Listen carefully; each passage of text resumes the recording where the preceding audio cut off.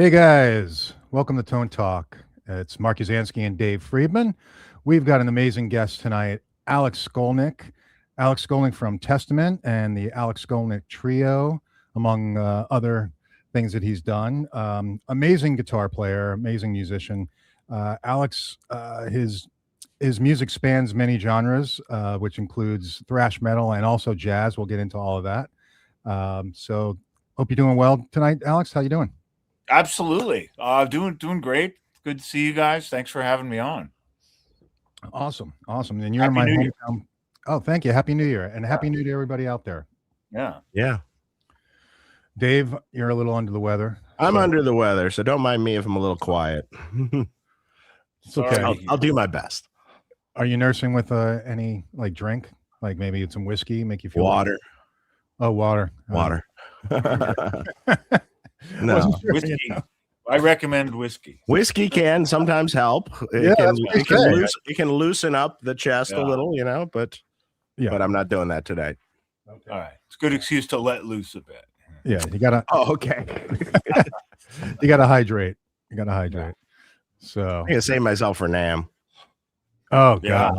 I'll be out there. Yeah, I'm looking forward to it. Yeah, we're gonna be out there. I haven't been actually to NAMM since 2019, right before the world shut down. Yeah. Actually, it was 2020. It was 2020, right? I was at that one, and then I didn't go to another one until last year. Yeah. But sorry, this year, January. No, that last year, 2025. Yeah, 2025. Yeah. It went. Yeah, it was fun. It was good. It felt like NAMM again. It was actually nice. It wasn't as crowded as it was pre-pandemic, but it was still jumping. It was like the right amount of people. So yeah, everything's a little smaller. Everything's a little sized down, and it's not quite the insane booths of yesteryear. Yeah, but I'll definitely say hi to you guys out there. That'd be great. Cool. Oh, yeah, come on by. Yeah, absolutely. That'll be great. So I want to thank my friend Adam for hooking us up. My friend Adam got Thank you, Adam. Yeah, Adam's a great guy, good friend. He lives about, I don't know, half hour away, and we get together every once in a while. He's still gigging, living the dream, and has the day job, but also gigs. He does a lot of good gigs. He's a great guitar player also. So thanks, Adam. So Alex, what have you been working on? You're about to hit on your trio right now. You said you're about to go on tour. Yeah, I'm about to go on tour, and the latest record is this. It's called "Prove You're Not a Robot," and it just came out the other month. And it's there's a video for the title track, and it's getting some nice write-ups. It's going to be featured in. I just got a clip from Jazz's Downbeat. Bill Makowski gave it a very nice write-up for the January issue. It'll be in Premier Guitar. There's a feature, and I think all those magazines are going to be given out at NAMM, which is great. So the January issue will feature it. That's and we actually did a tour of Europe early because of my touring schedule with Testament, and we actually went early in the spring. But this time we're hitting the West Coast, starting at the Baked Potato, the legendary place. Mm-hmm. Right down the street from me. Is that right? Yeah. So I'm actually playing there 3 times in January, which I'll get to, with 3 different groups. But starting with my trio, and then we play Northern California, Sacramento, work our way up to Seattle, Portland, the Bay Area. Back to LA, I'll be doing NAMM. My trio is going to play at NAMM at the Marriott stage on Friday night. My drummer has a scheduling conflict. He has to fly back to New York. I found a sub drummer named Chad Wackerman, young up and coming drummer. Yeah, up and coming drummer. Yeah, that guy's not very good. I don't know, man. Yeah. No, I'm just kidding. He's amazing. And and then the Sunday after NAMM, I'm playing with my old buddy Stuart Ham, one of the great bass players. Oh, amazing. and that's back at the Baked Potato. That's on January 25th, and then January 27th, I'll be back at the Baked Potato with this other group of great musicians, Gary Novak, Tim Lefebvre, and a band led by organist Brian Charette. So that covers the instrumental side. And then on the heavy metal side, I'll be playing with a group called Metal Allegiance. It's an all-star group with members of Dream Theater, myself, special guests from bands like Alice in Chains, Sepultura, and many more. We're playing the House of Blues on Thursday, January 22nd. And so January is going to be a pretty crazy. Yeah, you're busy. I was going to say, yeah, you're just crazy busy around NAMM there. And yeah, I've had a lot of months like this even over the past year. It's been kind of nuts, but it's fun and not complaining. And then in March, Testament is going on tour. We'll be just touring the United States into April. And the rest of the year is shaping up, but that's what's coming right up. So questions right off the bat. What's your rig that you use for the trio? So it depends. With the trio, it kind of depends on what's available, where I'm playing.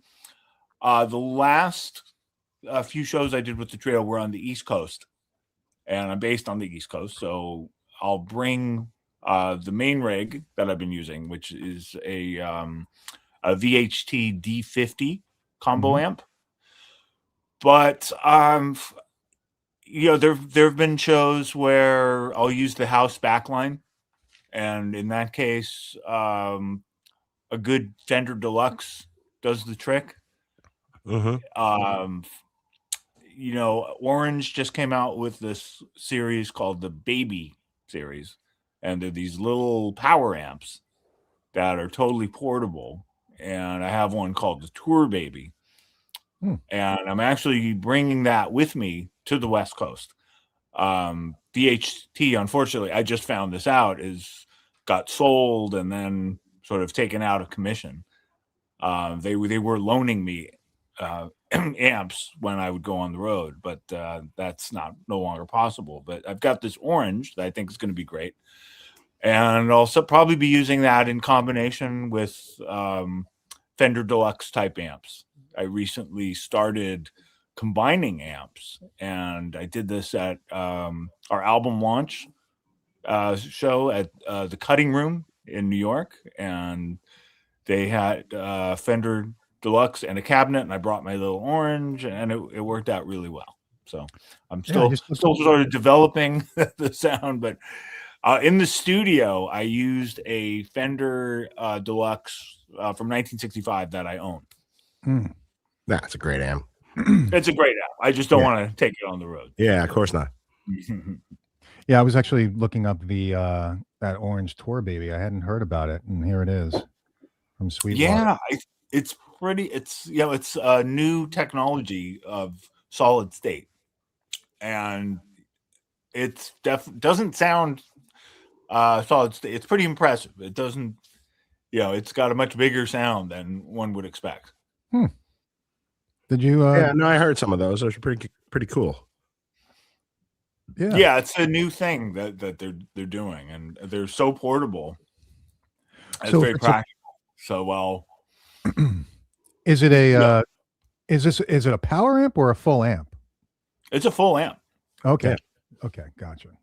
And at a time where so many of us are switching to amp modelers, it's great to have an amp where the portability competes with an amp modeler. Yeah. Oh yeah, absolutely. Because an amp's better. Yeah. Agreed. And I don't own a Friedman. I do own a Friedman amp pedal. Oh, cool. And I have used the amps in the studio, and they're great. Yeah. So, well, come by our booth. It's definitely on my list. Yeah, I will. Yeah. This is a good option. Yeah. Yeah, that's a good one. I have one like that, but it doesn't have as many knobs. Yeah, you probably have the you maybe just have the pedal. the pedal. Yeah. The pedal, Just the yeah. overdrive pedal, yeah. Yeah. And That it's works great. really great into a deluxe though, or something. Right. So like that works Yeah, fantastic yeah, into a I've Fender. actually That'll used- give you I've like used heavy that. distortion into Mhm. Fender, you know? I've used it as a combo with combo amps. I've also used it with amp modelers just to give it an extra push. Yeah. Yeah, that works well. But in the studio, yeah, there's a few studios I've worked at where they have Friedmans, and I definitely have some recorded tracks that are done on Friedman heads. Oh, cool. Yeah, my problem had is no I idea. live in New York, and space is limited. So, Yes. So yeah, having heads and cabinets at home is not an option. I totally understand that. For sure. So were you born, you're originally from California, right? Yeah, born and raised in Berkeley, California. Yeah, yeah. So why'd you choose Brooklyn, just out of curiosity? Yeah, I guess Brooklyn chose me in a strange way. It's very funny. I started visiting New York in the 1990s. My parents were originally from New York, and the reason I was raised in the San Francisco Bay Area was because they were both on faculty at the university out there at Berkeley. And they retired and moved to New York temporarily, and I would go visit, and I just suddenly realized, I feel very comfortable here. And it's also very inspiring. There's just so much going on, and there's music everywhere, and you've got musicians here from all levels. You've got just like champion musicians, and I was just fired up every time I would visit, and I eventually found an excuse to move here, which was to go back to school, get a university degree at the new school, and study with jazz guitarists at the jazz musicians of all types at the new school jazz program. And that was where I put my trio together. And eventually I found my way back to Testament. We reunited, and I've had this interesting balance of playing instrumental music that is more jazz adjacent, but also being part of the metal world, which I greatly enjoy. Yeah, you get to enjoy kind of both, best of both worlds, right? Yeah, I've never been good at staying in one lane. That's good, Well, it also, reflects my listening. I don't listen to just one type of music, and I play music that I'm inspired by, and I started on my professional career very young. I was 18 when I did my first album with Testament. Yeah. But I was still developing, and as I started discovering guitarists like Pat Martino and George Benson and Al Di Meola, I was determined to get more deep into that music, and I kept discovering more and more great music. And I guess it started as a hobby, but then it was no longer a hobby, and I realized I built up this technique, learning the work of like Randy Rhoads and Eddie Van Halen. But I felt like there was more I could do with it.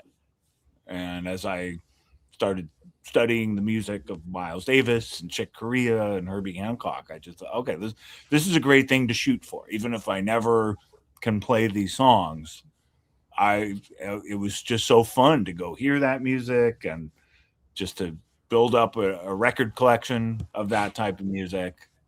And eventually I said, screw it. I'm gonna move to New York. I'm gonna study at the university level. And it was kind of like starting over, but it was just something that felt right to me, even though it's a very unusual thing to do, especially if you emerge as a hard rock or heavy metal guitarist. Right. True. Right.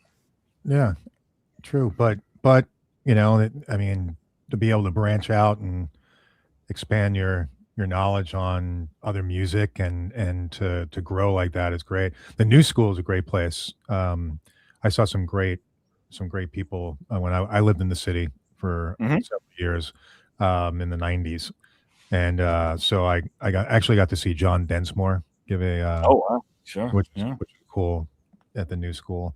So am I wrong? But did you take lessons from Joe Satriani as well? I did. That was when I was still on the West Coast. In fact, that was before I'd even joined a band. I was really a newcomer. I mean, I played a few years. I started young. I started when I was about 10. And I started lessons with a sort of folk teacher, singer, songwriter who was terrific. But then I wanted to learn how to solo, and there were some great players in and around Berkeley, California. We also had a lot of good venues in town, and I had an older brother who was in the local band scene. So I heard a lot of local music. I got to know some older players that were really good local players and studied with them. And after a few years, I kept hearing about the guy they had taken lessons from, who was supposedly like the best in the Bay Area. And he came from New York, and he sort of had the discipline of a classical piano or violin teacher, except he played electric guitar. And I only knew he had an Italian name, and that if you were to study with him, you couldn't screw around. He had no time for slackers, and he a lot of students went to him and didn't last. He just didn't want to waste it. Yeah, he would drop him, and he still had a waiting list. Everybody knew he was the guy. If you were at all serious, he was the guy to study with. So wow, it's amazing how word of mouth. I finally got my shot, and I was with him for a couple of years, and then he took a hiatus to work on his own recordings, and then of course they caught on, and now everybody knows him. But I got there just in time to catch him before he took off, and the world knew the name Joe Satriani. Right. Now, was this around the same time that with Vi, that he was teaching Vi, or is that before? No, he had taught Vi already. Now, I didn't know anything about his history when I went to him. I just thought, okay, this is some guy. He came out to New York. He came out from the East Coast, actually from Long Island. I didn't know the details. I knew he had spent some time in Japan. Apparently, he took a hiatus and was in Japan for a while, like really focused on his playing there. And he's talked about that. But then settled in the Bay Area. And he played in a band that was doing, kind of what was popular then as far as rock music, like early 80s rock music. I wouldn't call it new wave music, but it was sort of identified with that. He ended up joining the Greg Kihn band before he had his solo records out. And the music he was doing in his band was a little bit like that. It was just very radio friendly rock, very well produced, well crafted, but you could hear it on the radio next to Eddie Money and Greg Kihn. Yeah, it was just like perfect for that. And then this quick guitar solo would come, and it was just like a blistering, insane guitar solo, like on the level of Van Halen. It was like, wait, what's going on? But then it would go back to the song, right? And it was really interesting. He so Vi had been apparently his first student, And that was back on the East Coast when they were both in Long Island. It was in the 70s. Right. So that was years before I hooked up with him. And I didn't know who he was. And then next thing you know, Vi replaces Yngwie Right. in Alcatraz. And he had mentioned Joe in a magazine. I remember by this point I'm studying with him. You know this guy? He's like, and he told me, that was my first student way back. And then the next thing you know, Vi's his star is rising because he not only replaces Yngwie in Alcatraz, he hooks up with David Lee Roth, which is essentially, the role of Eddie Van Halen. So suddenly Vi is blowing up. And I think that certainly helped Joe get his foot in the door because Vi told all these industry people, including record labels, if you like what I'm doing, you got to hear the guy I studied with, Joe. Right. Next thing you know, doors were opening as they should, because before then he was sort of a cautionary tale in the music business. I would often hear, like, if somebody this good is teaching in the back of a guitar store, what hope is there for the rest of us? Yeah, and that's only gotten worse. It's true. That's true.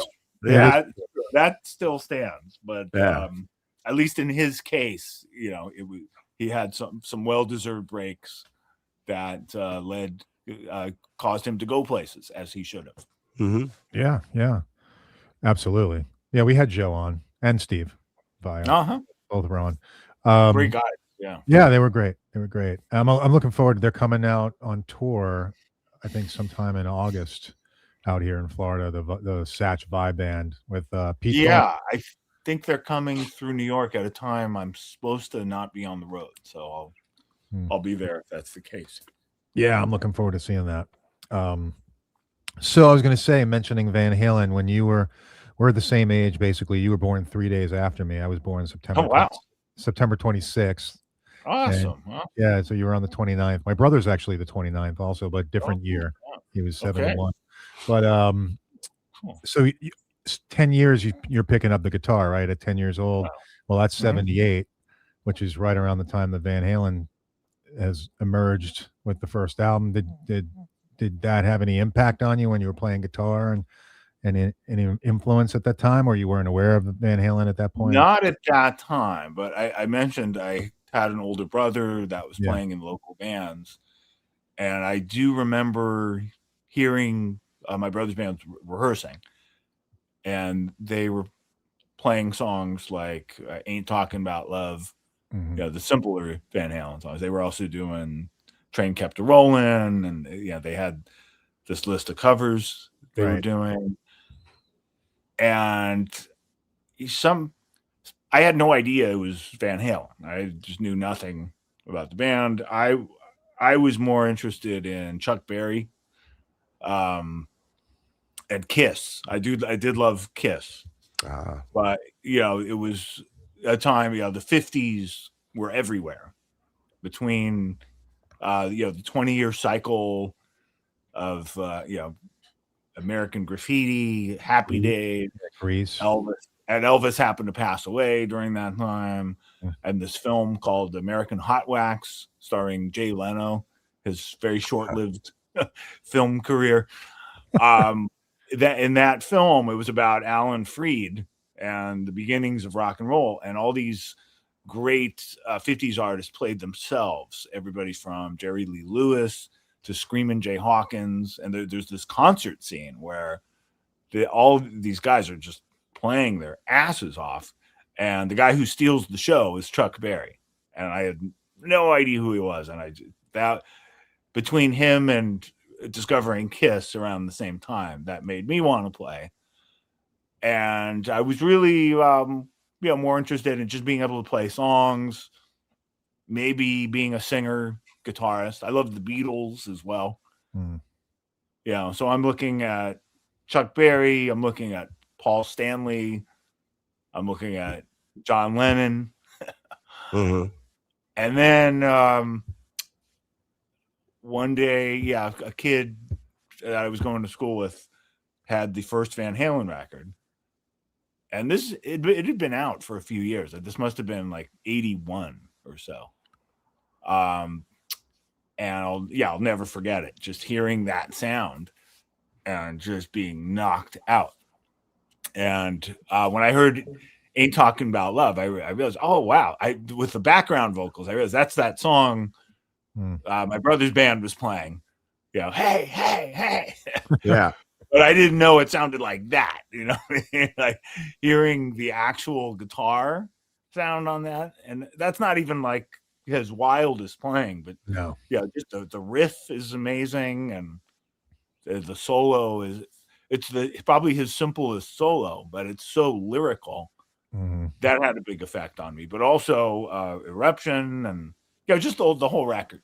And I know so many of us who are in around this age group, we have that same experience. Although I know it's happened to folks from from later generations too. You hear Van Halen for the first time, and it can be life changing. And that's how it was for me. Suddenly, I don't care about singing. I don't. I still want to write songs, but that's what I want to do. I want to be a lead guitarist, and one day be able to play like that. Yeah, I didn't have change music. Oh yeah, absolutely. Yeah. Change the guitar in so many ways. I didn't know either. I didn't know that he'd really created that sound. I didn't know that guitars that were easier to play, like Strats, generally didn't sound that way. They came with single coil, twangier, and the guy had jammed a humbucker into his his Strat style guitar, and that had never been done. Yeah. And the level of overdrive he got, that he taking a Variac, and just in person, I didn't know any of that. It was just like this unbelievable sound that was also just so effortless with him playing, and just it sounded like the future. Yeah, that's true. Yeah, that's true. It definitely became the future. Yep. Yeah, and he'd already by 81. Okay, he's already had a few albums out. I think Ozzy is coming out with his new band. A guy, Randy Rhoads, may he rest in peace. Who was clearly inspired by that, but different, taking it somewhere else, a little darker, a little more gothic, more neoclassical. Yeah. And suddenly, within a year or two, Dio has a modern sounding album. Suddenly, just everything. It all changed. Came in a big wave. Yeah.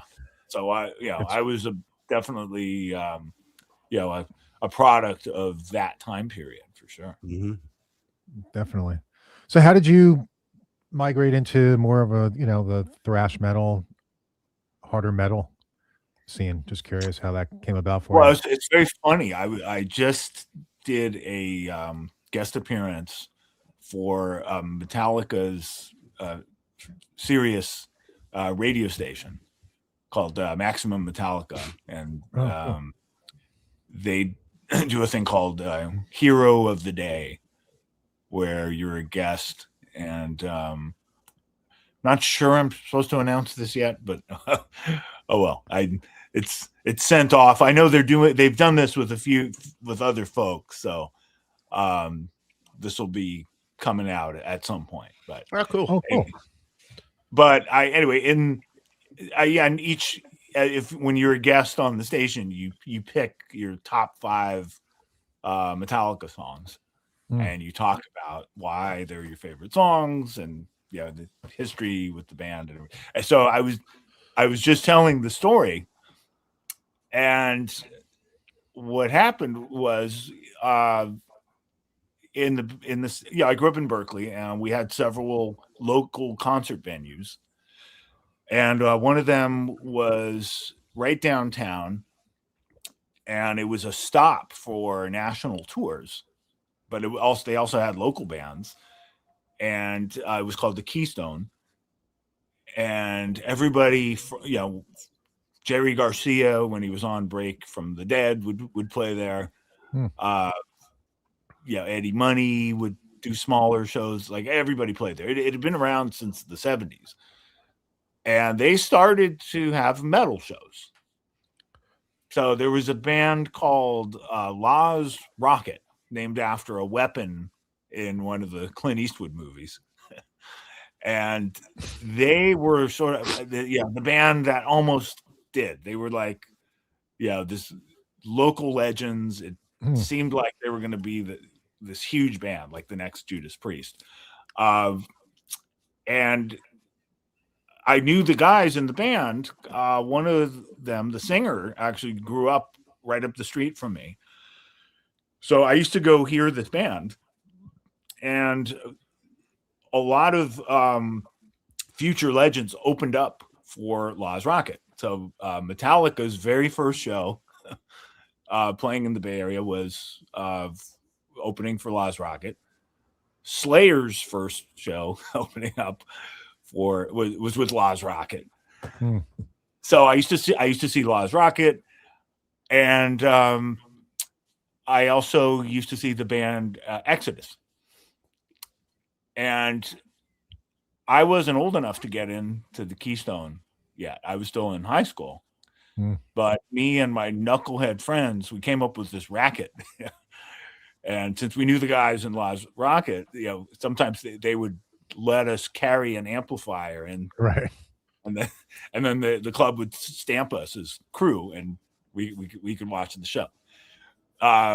We got to the point where we were approaching bands we didn't even know as they were loading in and offering to help. And one of the bands that we helped out was the band Exodus. And the Exodus shows were wild. Just completely crazy. And then one day the Exodus guys told me they're opening, which was a real surprise because they always headlined the Keystone.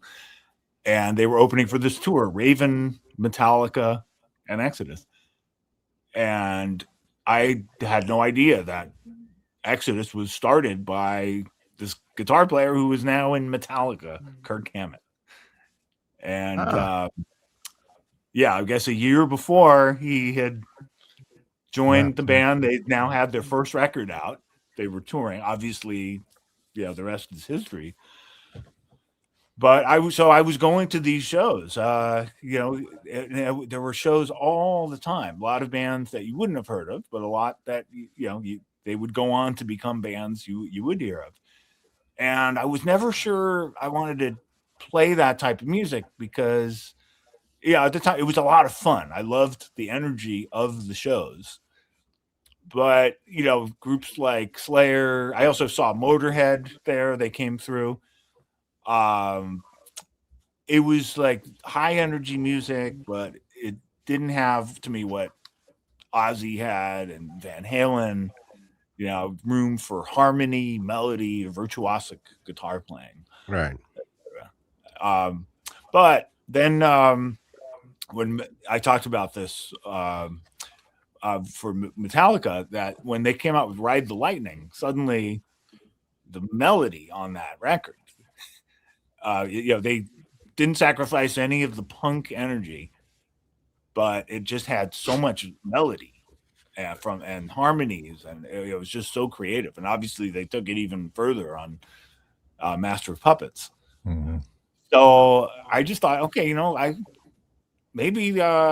could do this type of music and kind of force my like Randy Rhoads, Van Halen influence in there.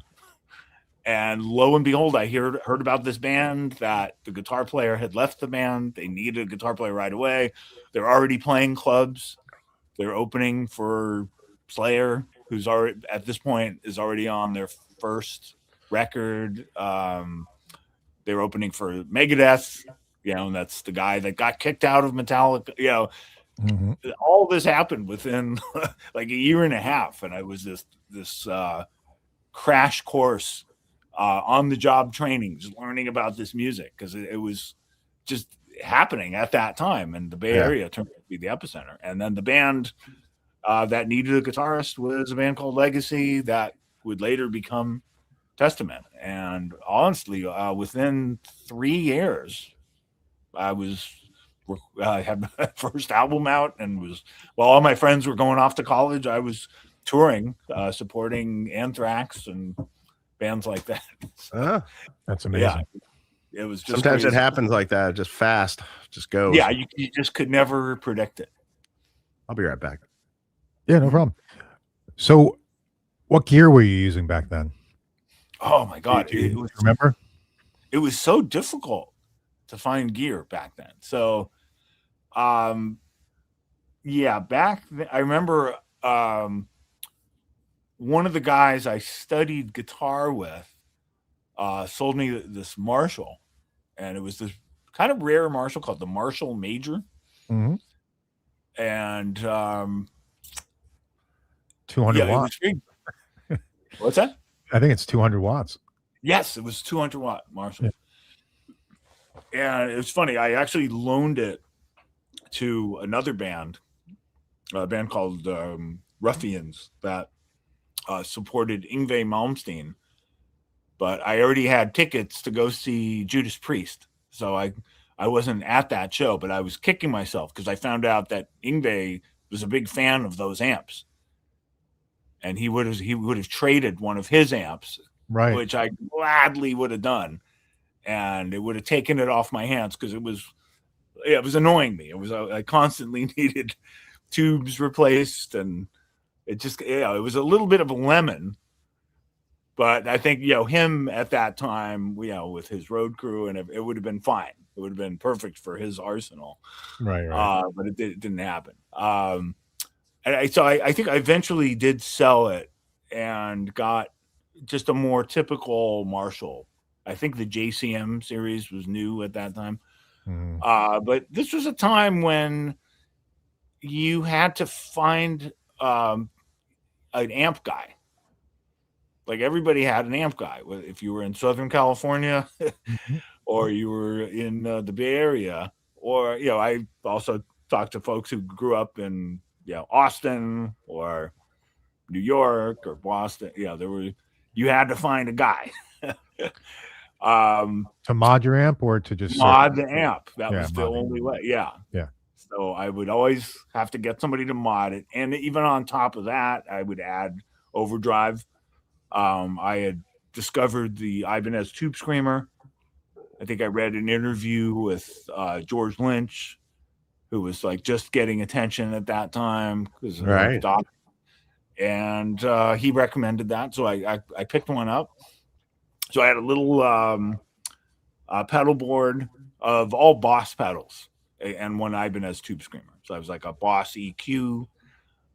There was this one Boss pedal called the Dynacomp, which I guess was a compressor. Yep. Well, that was an MXR pedal. Oh, that was MXR. Okay. Yeah, so Dynacomp's MXR. Yeah. I had one of those, but I also had this Boss EQ with all the little faders on it. Yeah. And that's what I used. Now, within a few years, Metallica would become the biggest band around, and that sound, suddenly that sound was required. So right. It became possible to buy amps that have an overdrive channel that at least would come closer to it.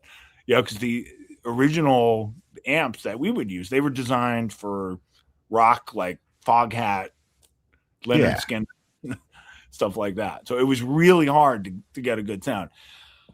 Eventually, I got a unit made by ADA called the MP1. Yeah. And I actually ran that through a Marshall, and that became that was a pretty good sound. I had that on the album Souls of Black, which I would often get questions about the tone. I think the tone sort of reached a new level there, and I used it on the final record that I did with Testament at that time in the early 90s, an album called The Ritual.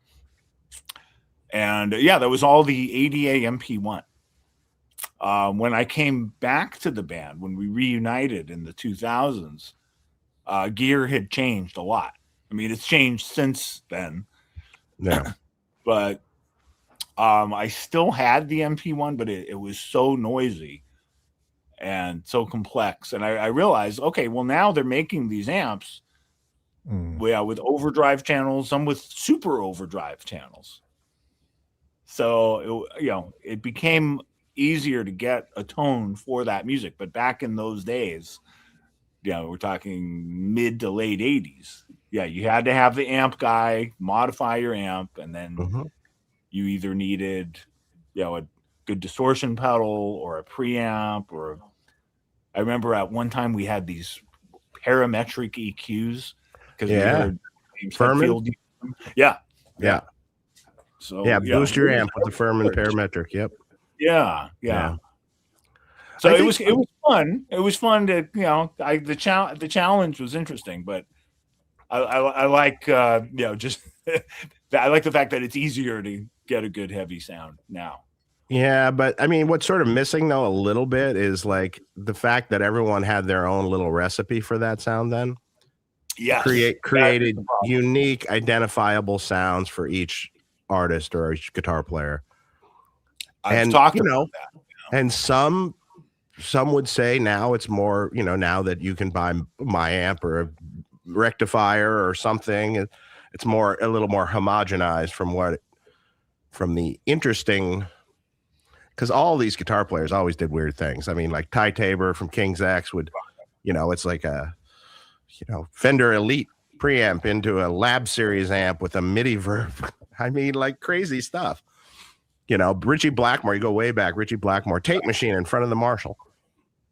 So it created unique sounds, the creativity was required. Yeah.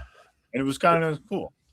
And even after that, like early Megadeth, Dave Mustaine had this very mid-rangey sound, much too mid-rangey for me, but it was very distinct and it worked great.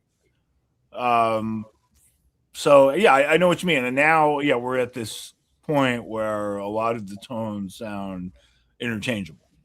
Yeah, it's true. Even Randy Rhoads had a very unique sound. Oh, he had a unique setup. Yeah, for sure. Absolutely. Very unique.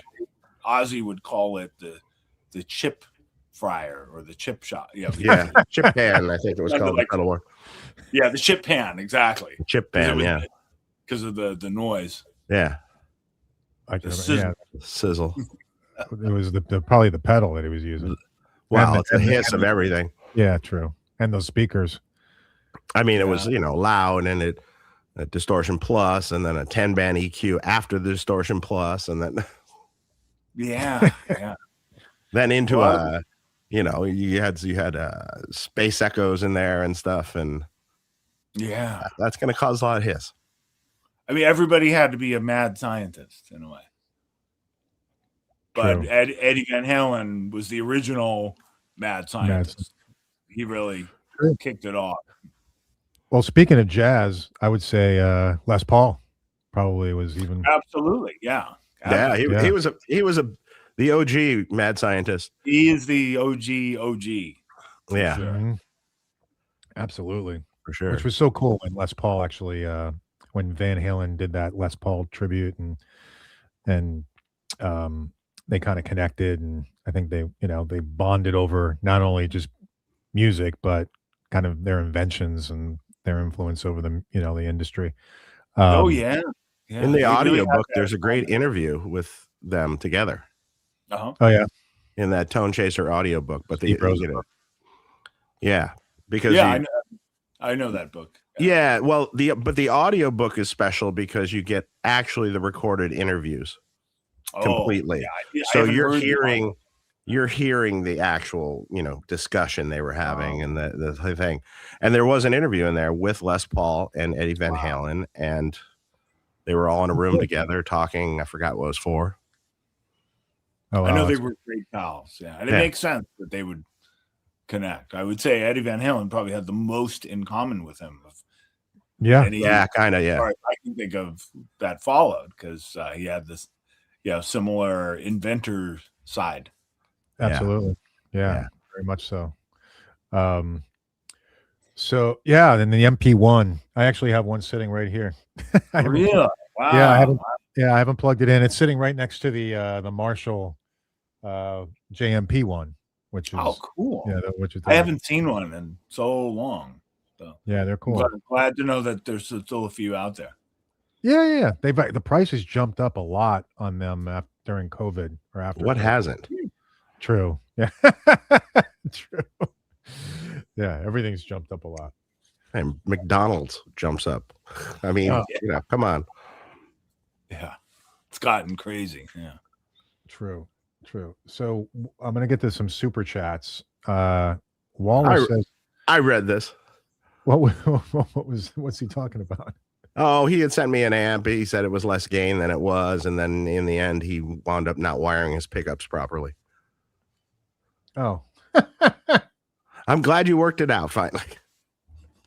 Okay. After a year of owning a B50, I finally know why I didn't seem to have enough gain. It was because the humbuckers I was installing myself was not soldering the red and white wires. Oh, that'll do it.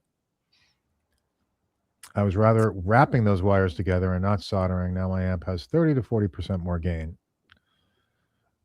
I admire anybody who does this, and gets into this. It's just something I'm afraid of it. I don't want to know what goes on in there, but I do have so much respect for people who do this. Yeah. Yeah, well, maybe he should have brought it to somebody. But yeah, oh, that's cool that you figured it out. Glad you figured it out. Got a super chat from Jason C. Guitar. Alex is my biggest influence. Testament is my favorite metal band. Thank you for doing this. I have a question about Alex's old Ibanez. Was wondering if he still has the P2 540 with the practice preach graphic. Yes, I still have it. I need to get it tuned up and it needs a setup. It needs some work, but it's alive and well, and in the case. This year, I'm planning to get it set up finally. That's cool. Is that was that a guitar you used often back in the day? I didn't use it often because I guess this is kind of rare, but I use the neck pickup a lot on my solos. I switch back and forth, and on this particular guitar, it doesn't have a humbucker for the neck pickup to make room for the artwork. It's got this amazing paint job, the album Practice What You Preach. So it has a great bridge pickup.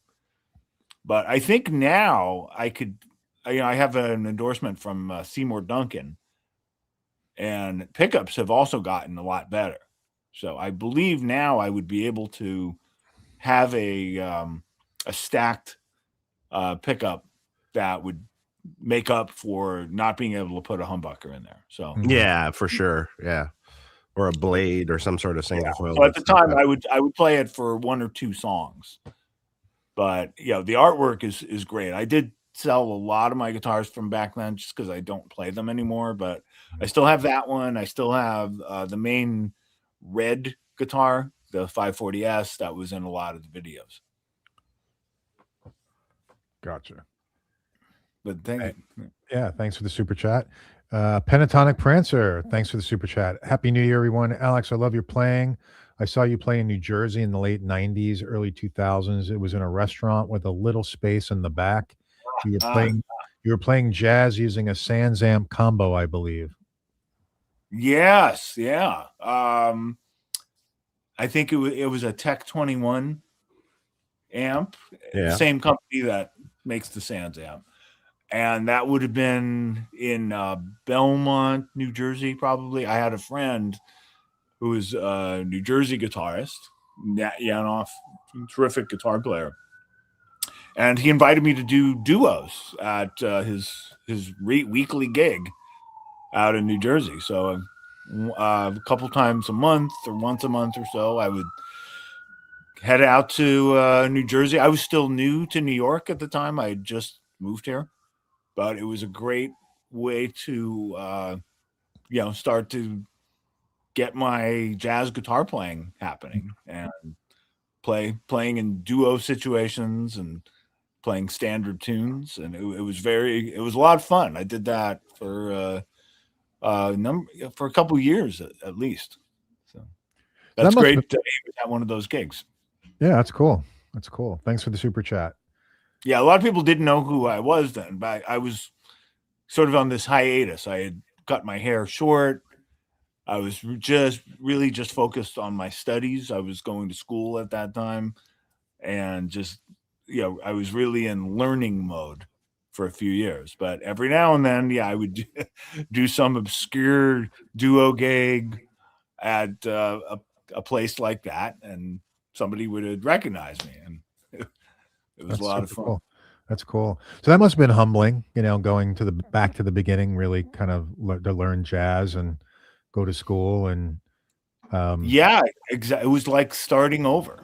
I think I realized that, okay, if I'm going to do this for real, I need to start over, basically, and just focus on that for a number of years, which I did. That's great. And did you?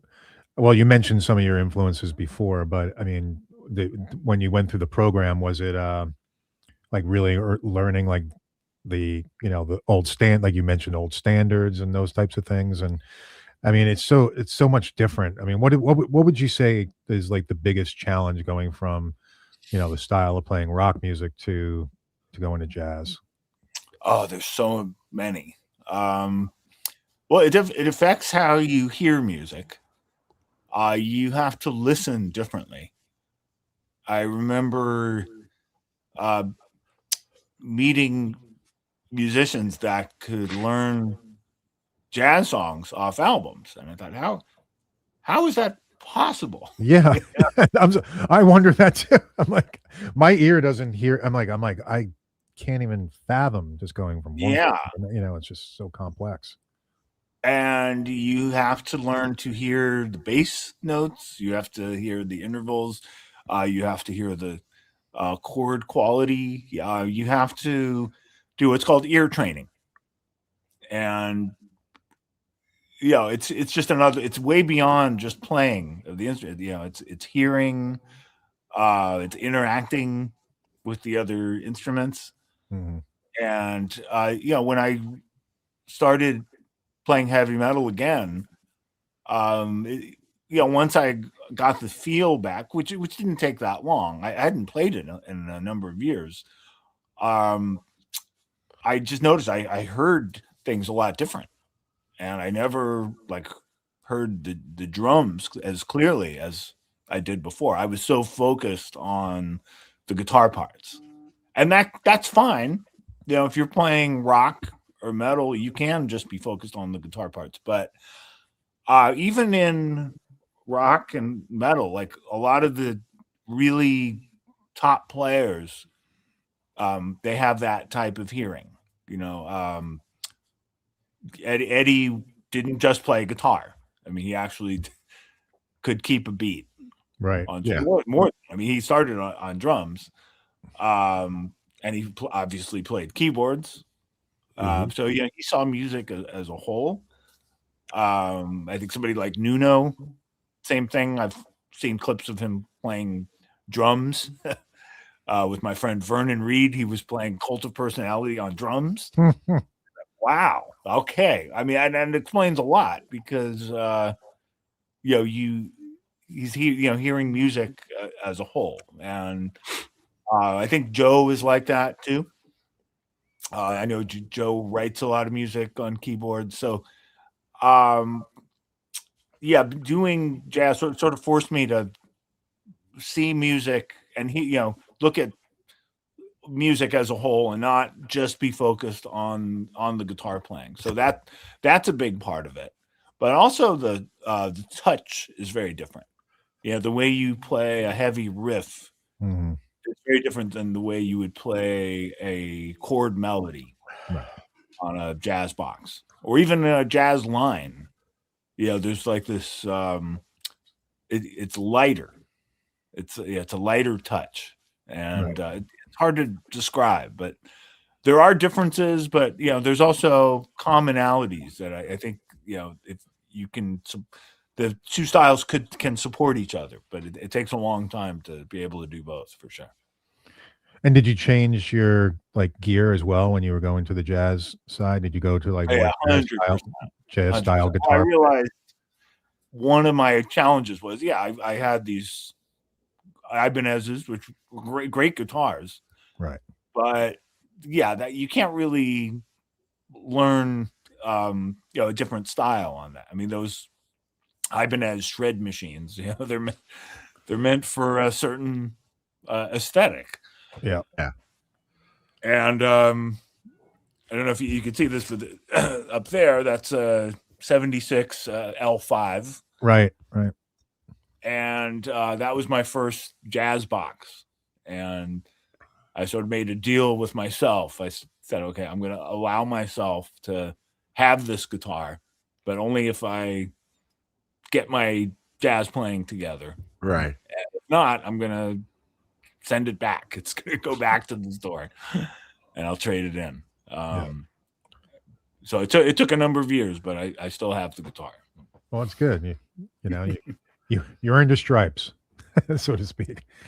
Yeah. I mean, it's a funny thing because there is the school of thought. Well, you should earn that and you should work your way up to it. But also, I realized, I think the process will be made much better with a good sound and a proper instrument. Mm-hmm. Yeah, I don't think you can learn to. Yeah, it's you need that instrument to learn how to play it properly. Yeah, I think when you're just starting out, maybe it's different. Maybe it's good to, when you're learning, you're a beginner, you're learning the chords. Okay, maybe you don't need a top shelf guitar, but you do need a decent guitar. You do need one that stays in tune and has action. That's not 3 feet up. Yeah, for sure. Yeah, but for learning jazz, I think it's good to, and it doesn't have to be a guitar like that. I mean, now they make these hollow bodies that are actually pretty good. There's a Pat Metheny signature Ibanez that isn't that much. I think it's like around $1,000, maybe even less. So you don't necessarily need a new. You don't necessarily need a vintage guitar. There's a lot of really good options. Godin makes some really great guitars that are in a pretty affordable price range that work great for jazz. Right. That's great. But I think it helps. It helps to have helps to have a good sound. Helps to have a good, and it's inspiring too. It makes you want to play more if you have good gear. Sure. Absolutely. This reminds me, we should do our sponsors. Hello, sponsors. Yeah. Sponsors. There we go. It's done. Exactly. We're done. Sweetwater. Make sure you guys check out Sweetwater. We've got a link below in all our videos. If you click that link and you go to purchase something from Sweetwater, it just gives a little kickback to our show and shows Sweetwater that we're promoting them. So please click the link and buy an Alex Skolnick signature guitar. Yes. The Lime Burst AS guitar from ESP is available, and it's an LTD, but it's one of the top LTDs you'll play. I mean, it really is. I think it competes with the top shelf ones that say ESP. Well, that's cool. And let's see what other Alex Skolnick gear we've got here. So there you go. It's kind of funny because I literally have a voicemail on my phone from tonight. My new personal sales engineer from Sweetwater. Oh, yeah. That's cool. Yeah. So guys, check out Sweetwater. Buy this guitar. This guitar looks sweet. Yeah. Now this one is top shelf. Yeah. It's hand built, and it has all these extra. I'm not going to call them bells and whistles because they're great parts, but the inlays and just highest level hardware, and my pickups. But the LTD actually comes with my signature pickups. Oh, that's cool. And this is, if you have the budget, great, get the ESP. But you can get this one. But you also, you have these other options. You have this lemon burst one, and you have this new lime burst one, and the responses that I've been getting from people who've bought the guitars is fantastic. Especially the lime burst. People are going nuts over the lime burst. I happen to have one right here. So you can see it up close. It's even plugged in. Very nice. Cool. Yeah, I still have the looks nice back. It's a really great guitar. I've taken it on tour, not just with Testament, but I'm doing some instrumental music on it as well. I've used it with the Stu Ham Band. I just did several shows with Percy Jones of Brand X. We have a project called Pact, P-A-K-T, and I have brought that guitar along. And I recommend it. Buy it at Sweetwater if you can. Awesome. Very cool. Also, our other sponsors. So we've got legendarytones.com. So please check out. They make hot mods. These are the an added gain stage that you can basically add into your amp. So if you have a JCM 800 style amp, you could take one of their hot mods and put it into your amp.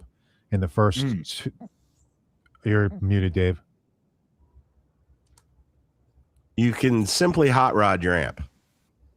Yeah, with the hot mod, by just plugging it in. So you're adding an extra gain stage basically into your amp without modding it. I could have used that in 1980s. Back in the day. Yeah, I bet. Very much. So Legendary Tones, check them out. We also have fixpedalboards.com for all your little pedal board accessory needs. Yep, check them out. Out.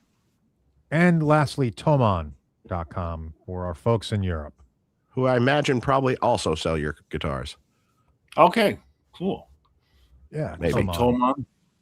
Hello. Yeah. Yep. So I'm curious. I'm going to go to their site. Thomann Music. Is that what it is? Here it is. Thomann Music Instruments. Do they have Alex Skolnick gear?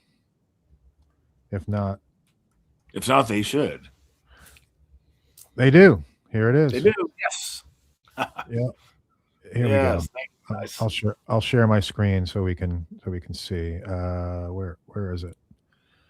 Is this it right here? Here we go.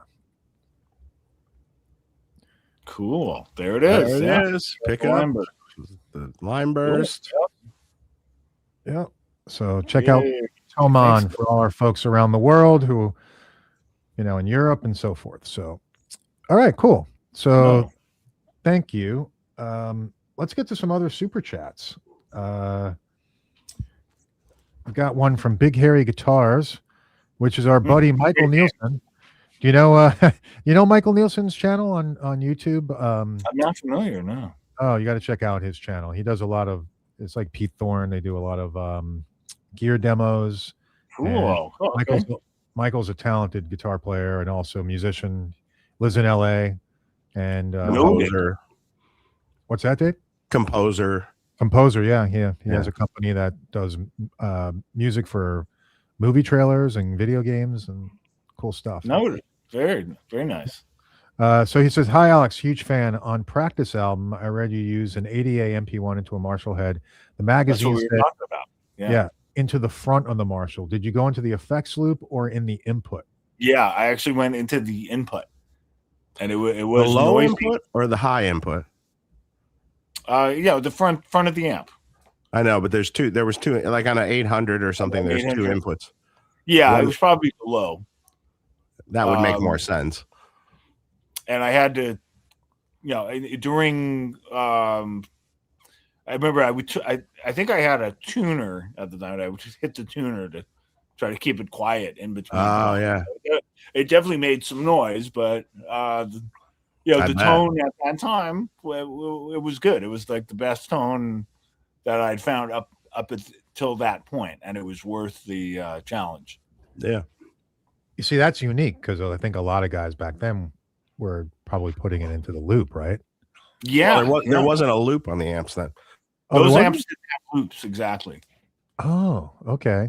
The funny So, thing yeah, is when you see all these rigs of guys from the very early 80s, and you see like whoever, Warren DeMartini or whatever, those lexicons and those Right. everything, they were all in front of the amps. Mhm. There was no loops. It was just Oh, yeah. right into the front. That was the way they did it. Wow. Yeah. So it even didn't exist any other way. Yeah, and even at this time, we're talking late 80s, early 90s. Yeah. That was still the only way to do it.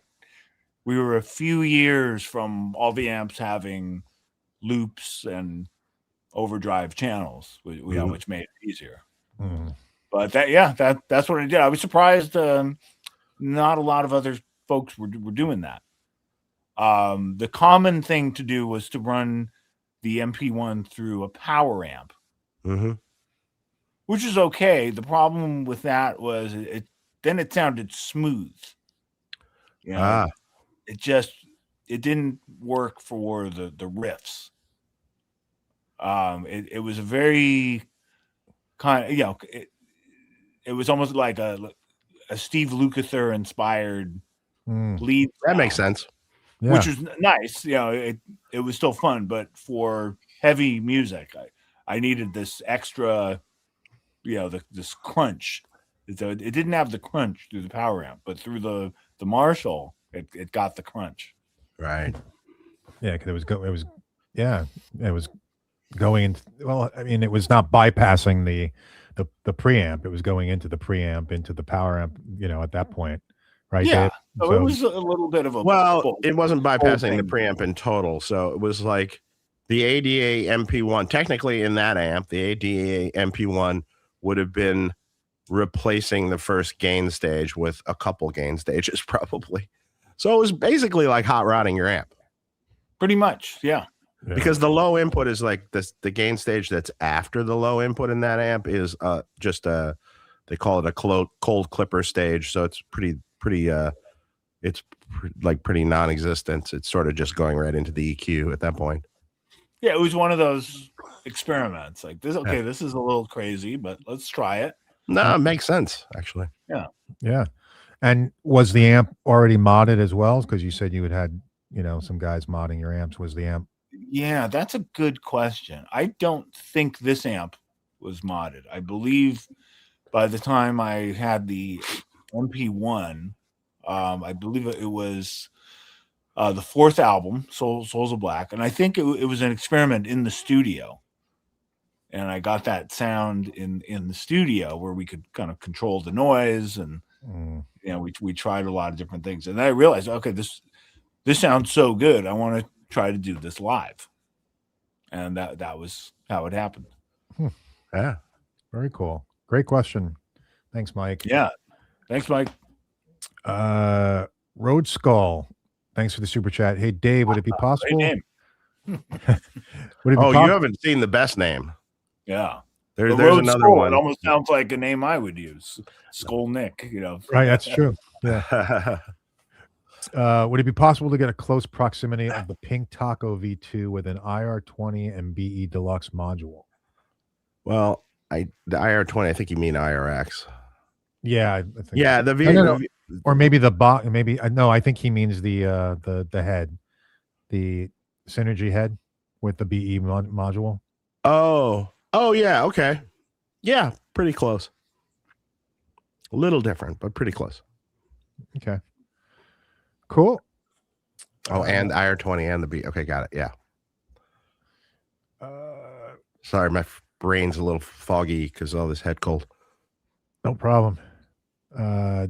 Daryl M. Stevens, I see your super chat, but I don't see the question. I'm looking. Maybe I missed it, or let me see if I can find it. Otherwise, no. I'll come. Oh, here it is. No. Yeah, I don't see a question for it, buddy. If you want to post it again, I'll get to it. Stephen Douglas, thanks for the super chat. Dave, Out watching Jeff Bober's band. Have to catch up and watch Tone Talk later. Thanks for the info last week on that JMP one or JMP I want to purchase. No problem. And then we got more questions for Dave. Come on, guys. We got Alex Skolnick here. What are we doing? Dave, how many? Your head. That's okay. Dave, how many items you introducing at NAMM? The Grail or Dave's Choice? Maybe. Love you guys. Happy New Year. None of those, but 2 for sure, maybe 3. That's all I'm saying. Okay. Yeah, you gotta save something for I might have said it on other shows or something, but Okay. All right, I'll just say Phil X20, which is a 3-channel amp in a 20-watt format, and then a my Vox recreation. Right. Cool. So that's coming. Yes. I know Phil. Yeah. Phil's a good guy. Great guy. Yeah. Yeah, absolutely. I watched the video of him performing with Triumph. Yeah, he sounded great. I was like, he's perfect for them. Yeah. I was like, wow, because he's singing the high parts, the highest parts. Because I mean, Rick Emmett can't quite get there anymore. He still sings well, but he can't quite get there anymore. And he was singing the high parts. I mean, the high parts, and those are high as hell. And I'm like, even looking at him, going, man, I didn't quite know you could do that. Yeah. You must have had a vice on your balls. Crazy. Yeah, he's was really good. It was very good. And then the other interesting news, I don't know if you saw the interview with Alex Van Halen, where he was being interviewed by Nico McBrain. No, I didn't see that. And they were talking about, and Alex said that he was going to be recording an album with Steve Lukather. Should be interesting. Oh, that would be amazing. I didn't know. I want to see it happen. I want to see it. It might not happen, but we'll see. He needs to keep playing, I think he's so underrated in a way. Just because he had a brother that not only was an amazing guitarist, but changed the instrument forever. Yeah. And it doesn't matter how good you are on drums. If you're in a band with somebody who changes the instrument, you're going to be overshadowed a bit. Mm-hmm. Yeah, I'm in the middle of Geddy Lee's book. Oh yeah, and he's talking about Alex Lifeson and wondering, he feels like Alex Lifeson deserves a little more attention from guitar circles, and he can't quite understand it. And he's making the case, and I think that's part of it too. Is that they had a drummer who changed drums. He changed drums. That's true. As great as this, there's just so much, with Rush. You have this very unique voice. You have this great bass, but also, you just the drums as far as musical virtuosity, and that's where it was there. Yeah, for sure. Yeah, and I agree with you that in some ways Neil's drumming overshadowed Alex.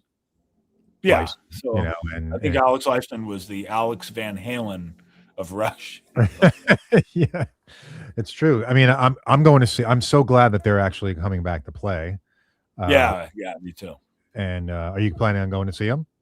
I want to see them. I don't know if it's going to work with my schedule. One of the problems with being a full-time or almost full-time touring musician is you miss a lot of concerts. Yeah, but sure. I hope to. I intend to see him. I'm going. Cool. Oh yeah. I have tickets for. It's actually 10 months away. November when they come in. So, but I can't wait. Can't wait to do it. Oh, it's gonna be great. Yeah. Yeah, it's gonna be awesome. And the the drummer that they got. I mean, I haven't Oh, seen she's her. amazing. Yeah. She's She's amazing. great. Yeah, I haven't seen her like doing any Rush songs. I was hoping that I can find like a video of her doing some Rush song, but there's nothing like that. So it's going to be really interesting to see her style Yeah. Yeah. adapted to Rush. Let's see. We've got some other questions here. I would like to hear Alex talk about his jazz influences. Sure. Okay. Let's Gosh. dig into it. Oh, where to begin? Well, what got me serious about jazz was catching a concert on public television by Miles Davis. And this was the late 80s. And Miles Davis at that time, he was doing electric music, frequently with screaming guitar and funky bass and, a lot of blues, high. It was like a mixture of many types of music. So his guitarists that he had at that time that I would later learn about included John Scofield, Robin Ford, Mike Stern. Yeah, these amazing guitarists. But it was really him that sort of opened me up to jazz. And at some point, it was explained to me that anybody who plays with him has a background in more traditional jazz, more classic jazz. And I was never interested in it before because it felt old. You know, when I was 15 and I'm into Van Halen and Ozzy, Right.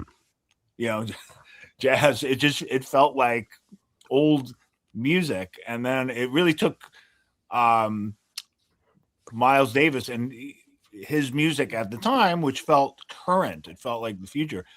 And then, to explore that as a prerequisite, I had to go back and listen to early Miles Davis, and then I developed a taste for it.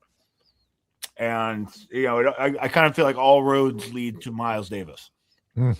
So before the period where I discovered him with guys like Scofield and Stern, well, he had the '70s fusion with McLaughlin and all these artists that went on to do jazz rock. Chick Corea, Headhunters with Herbie Hancock, Tony Williams' Lifetime with McLaughlin on one record, Holdsworth on another record. All those guys had come from Miles Davis. Mhm. But then you go into the '60s, and then you've got sort of the last period of Miles Davis that his more conservative jazz fans would like.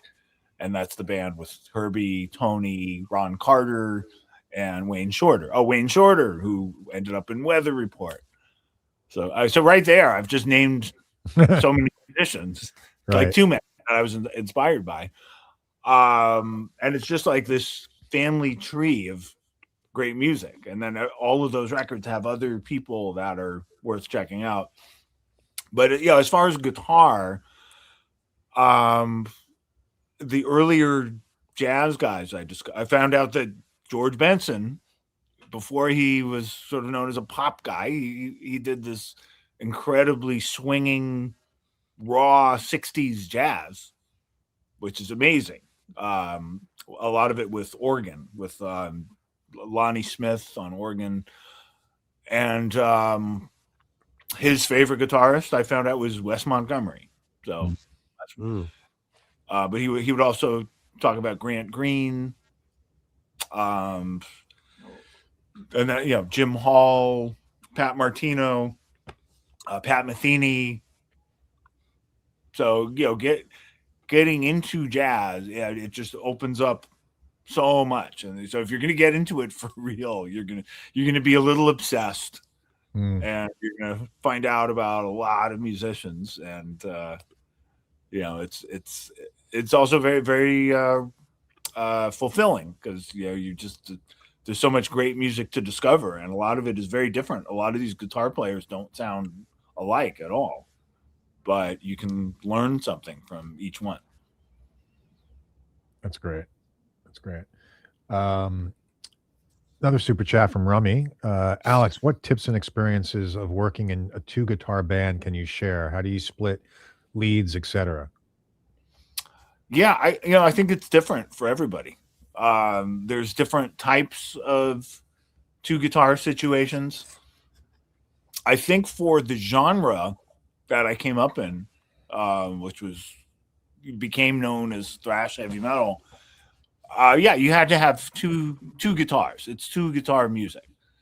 So all the essential thrash bands. I mean, Metallica is not really a thrash band now. They're a super mega super group, but they started out kind of leading the thrash movement with 2 guitars.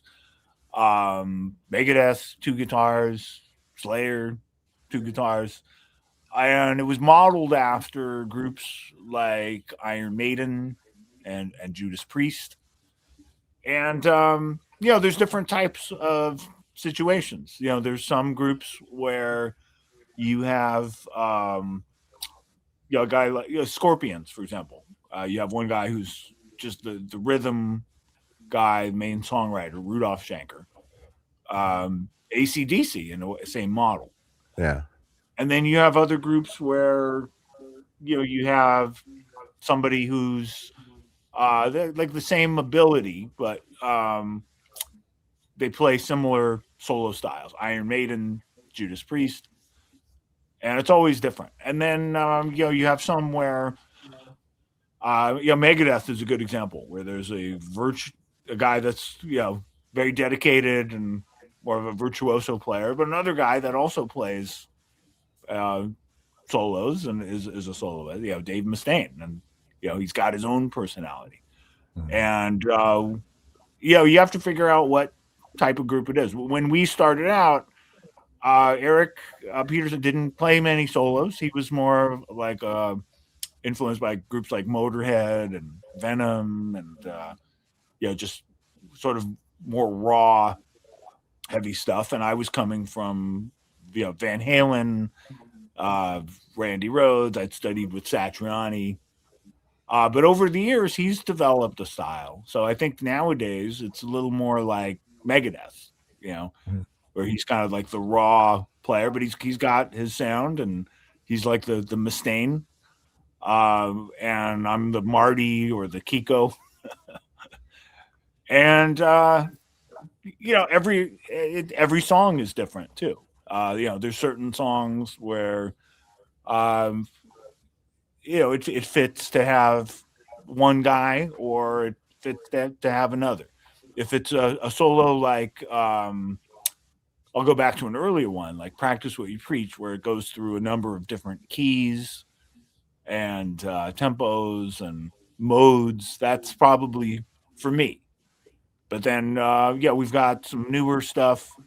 A song like one of the new singles, Shadow People, where it's just this raw vamp in E, and he plays great over that. So, you have to evolve, and you have to work it out. You have to figure out what kind of band are you? Are you the AC/DC type or the Scorpions type? It's rhythm and lead guy, or is it 2 lead guys, or is it somewhere in the middle? So it's different for every band. Right. That's great. That was a good question. Thanks, Remy. Yeah, that was good. Yeah, thank you, Remy. LCW01, thanks for the super chat. Hey, Alex, how was the vibe between thrash bands in the mid to late 80s scene? Major rivalry and competition among the bands, or more camaraderie and encouragement? Interesting question. I think overall more camaraderie and encouragement, because I don't think any of the bands ever sounded the same. Right. I think I mentioned this earlier. I grew up listening to Exodus and early Metallica. I discovered Metallica. They were already touring for their first record. By the time I played on my first record, Metallica was off to the races. They were already on Master of Puppets. Slayer had a few records out. I think Rain and Blood came out the same year. Anthrax had a few records out. They'd already been through a couple singers. So all those bands, even Megadeth had a couple records out. I saw them, they were like already off and running. So I never really saw them as competition. I think the only time where I did feel a sense of competition was after I'd been in my band for about a year. Maybe I think it was like just over a year. Exodus parted ways with their singer, and they poached our singer. Or however, I'm actually reading. Gary Holt is a great friend. Slayer, Exodus guitarist Gary Holt. I'm actually reading his book now, and I just got to the part where he's talking about that. I mean, and I didn't know this. Apparently, they had split from their singer Paul Bailoff. May he rest in peace. Either way, we didn't know that at the time. But at the time, we thought, oh, they're coming after our guy. They're trying to be more like us. And so there was a little sense of competition. But then, we found a new guy. His name's Chuck Billy. He's still in the band today. And it kind of made us sound really different. And we couldn't have sounded like Exodus. And then they found a different sound once they had their singer, Steve Zetrob Souza, who had been in our band. So only for that time period. It's okay. Suddenly it felt like, okay, it's like a team. Oh, they took our guy. Right. Yeah. Right. But other than that, no, I think everybody got along surprisingly well, especially for how crazy everybody was. Everybody, it was kind of a hard partying scene, young and kind of wild, as a lot of testosterone. Yeah. So I would imagine that could have been worse. Yeah, and everybody's great friends now. That's cool. There were some questions in the chat. Thanks, JCM Les Paul. Alex, did you favor a particular channel on the Mode 4, the Marshall Mode 4? Oh, that's an interesting question. So when Testament reunited, it was in the mid 2000s, and at this time, I didn't want to go back to my old setup. The ADA, it felt dated, and just the struggles of dealing with the noise through an old Marshall. And by then, it was easier to find amps that had a heavier sound.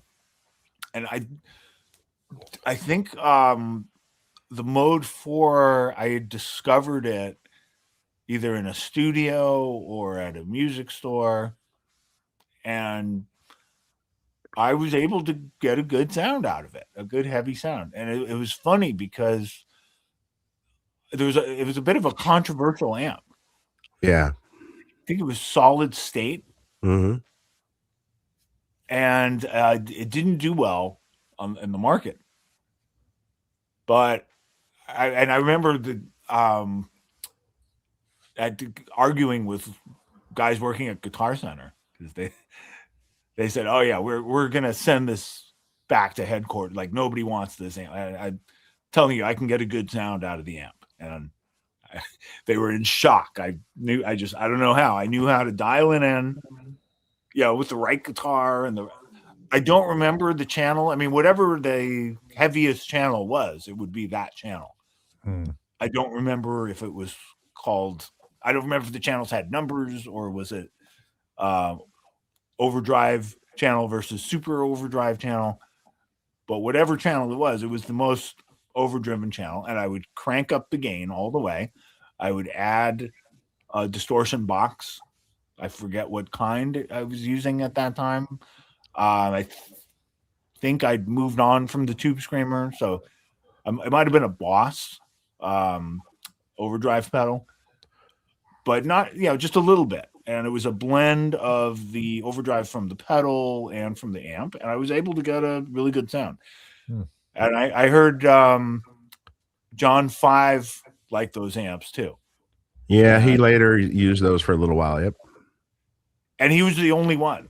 Like me and him were the only guys that believed in those. We were the believers. And and I feel pretty good about it, because if the only other guy that was into it was John 5, well, okay, I was in very good company. I couldn't have been wrong. But then next thing you know, they stopped making them. Yeah, and it's too bad. I understand, because you gotta deal with the marketplace, and if there's no demand for the amp, then what can you do? But I was so disappointed, and I thought, okay, if these guys could make this amp and maybe do a version, I would add some tweaks. I would totally have endorsed the amp, but then it just disappeared completely. Wow. Thanks. Good, cool, interesting question though. Yeah. Big Hairy Guitars again. Michael Nielsen. Night of the Witch is one of my favorite modern metal songs. What are your modern influences? Where does the evil come from? That's a song I can't really take credit for that. That's really an Eric song. If you go to the early Testament songs, you can hear When I Came In, like the earliest of the songs, we had songs like Curse of the Legions of Death, and these were songs like mostly in E. Raging Waters, harmony wasn't a thing, melody wasn't. So I brought in harmony and melody, and you can hear it. Songs like Burnt Offerings, The Haunting, and on the next album, The New Order, Into the Pit. I sort of that was my stamp that I put on. But Eric wasn't using harmony or melody before that. But over the years, he's become much more adept at it, and he's really found, I think, his compositional voice, and I think that song is a great example. I'm not sure what he would say his influences are on that. I'm not going to speak for him, but I know he likes a lot of European heavy bands. I know he liked the band Dimmu Borgir. Now he likes the band Lorna Shore. That's an American band, but he's the guy that with the ear to modern metal. That's cool. Got it. So Clyde Thorpe had a question, but he had a super chat, but I didn't see the question, but now I think this is it.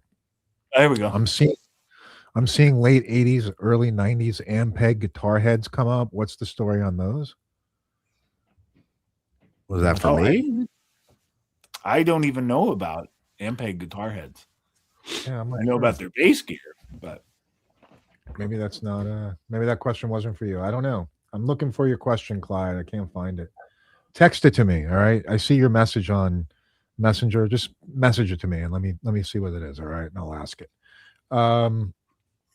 Let's see. Next question. James Guitar Corner, thanks for the super chat. Saw Alex with Testament open for Megadeth on their Souls of Black tour in Charlotte, North Carolina in 1990. Great show. Way back. Yeah, way back. Cool. Yes. Those were the days. And I definitely would have had the MP1 on that tour, because Souls of Black was the album where I put that to use. And I put that to use in the studio, and then just took it on tour. So see, I was excited to go ahead and fire up my MP1, but then you said that you used it in the front of the Marshall. I'm like, oh, I'm gonna have to figure out how to. I'm not saying that's the only way to use it. But I want, to get your tone, that would be kind of cool to try to emulate it. So thanks for the question. Now you need that amp you were looking at. Yeah. Well, I was looking for exactly the 800. Okay. Yeah, that was an interesting company too, because they did a lot of bass gear. And I met Steve Bailey and Victor Wooten there one time. They were doing a photo shoot, and it's funny. I've since gotten to be friends with both those guys. I don't even know if I've reminded them of that. I don't even know if they remember. But and also Les Claypool, of all people, before Primus blew up, he was working there. Oh, really? Little trivia for you. Yeah. Interesting. Well, that preamp was used by so many people. Also, I mean, it was used by, I think Nuno also was a big ADA MP1. Oh, I didn't know that. Yeah, I'm pretty sure. Pretty sure about that. That would make sense. Yeah, but I'm not sure how he used it though. I don't think he used it. Yeah, I wonder. He's always had amazing tone. So. Yeah. I'll have to ask him. I think we're both on this the same NAMM show that's coming up. There's a performance. I think we're both on. Oh, cool. So I'm gonna try to pin him down and find out. Oh, that'd be cool. Yeah. Love to have him on the show one day. Let's see. Jocks 86. Alex, what's your practice routine like these days? Also, how do you balance remembering the songs between Testament, your trio work, and others at once? That's a great question. Very good question. I'm still figuring out my practice routine. I don't know. It's constantly changing. It depends on what is happening, what's going on. What's next? It's very much determined by the tour that's next. The tour that's next, that's next, recording.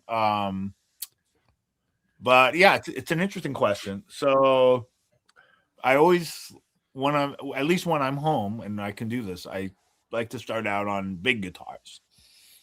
Whether it's the L5 up there, I have this one over here. This is beautiful Heritage.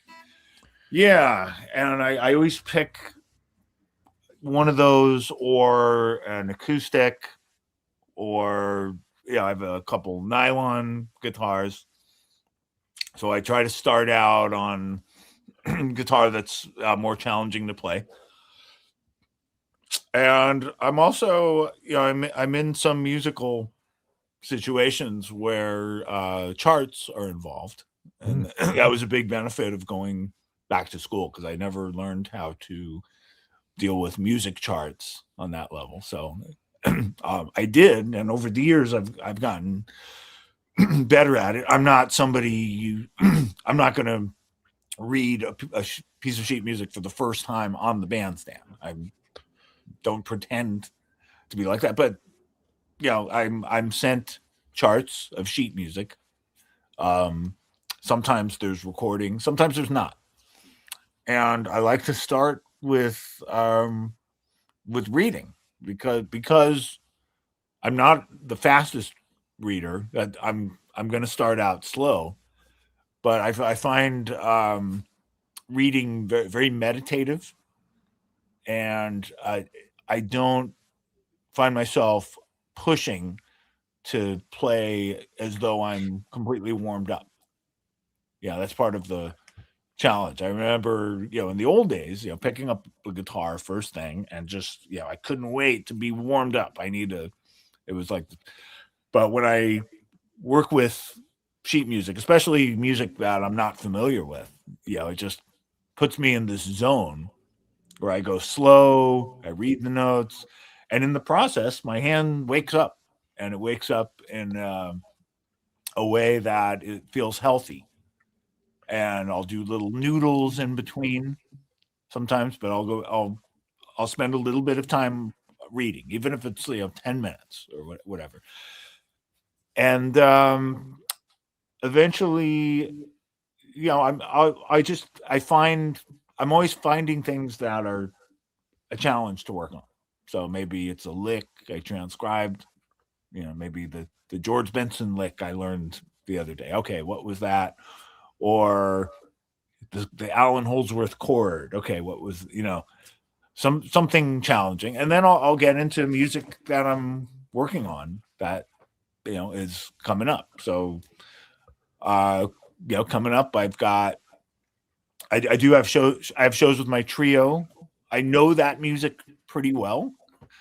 because I've written, not just because I've written it, but also because I've played it on tour.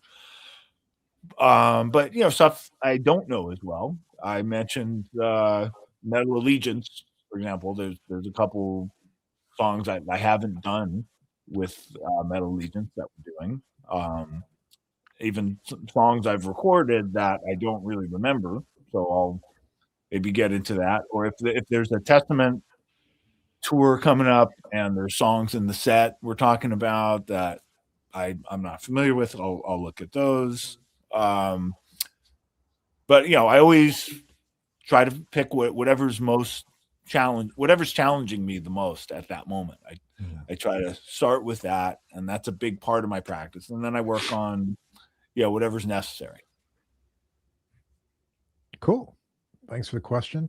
We got a few more super chats. You good on time, Alex? You doing okay? I'm good. Yeah, I'm fine. Okay. Thanks. Cool.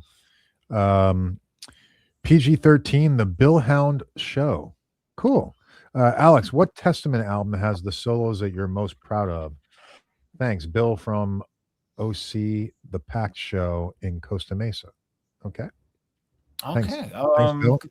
Thanks, Bill. Cool question. I got to think about it.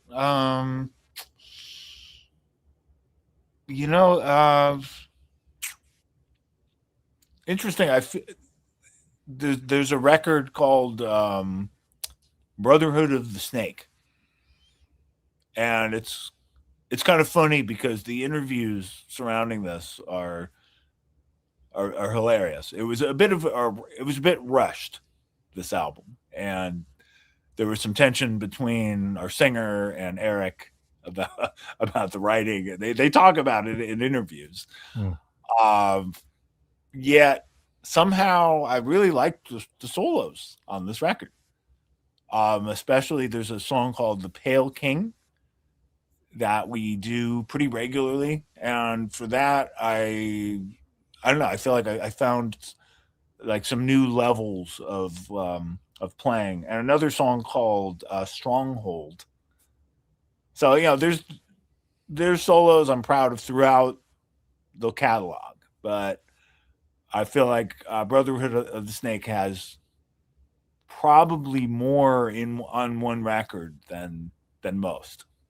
Between Stronghold, The Pale King, Throne of Thorns, I think that's on that album as well, and another one, a song called Seven Seals. And we don't always play these songs except for Pale King, but yeah, I feel like I discovered something new on those, and whatever I discovered on those solos has affected all the solos I've been doing on the records we've done since. Cool. That's from about a little less than 10 years ago, probably like 8 years ago. Gotcha. Thanks for the question, Bill. Way Cool Junior 5. Alex, can you explain the difference between your signature pickup and a traditional JB? By the way, Dave, I'm never smelling a wheelchair pillow. I don't know what that means, but that's what we were talking about. Screen names. Okay. We have a viewer whose name is Scent of a Wheelchair Pillow. Oh, got it. Yeah. Way Cool Junior 5. I guess that's named after the Rat song. Probably, yeah. Yeah.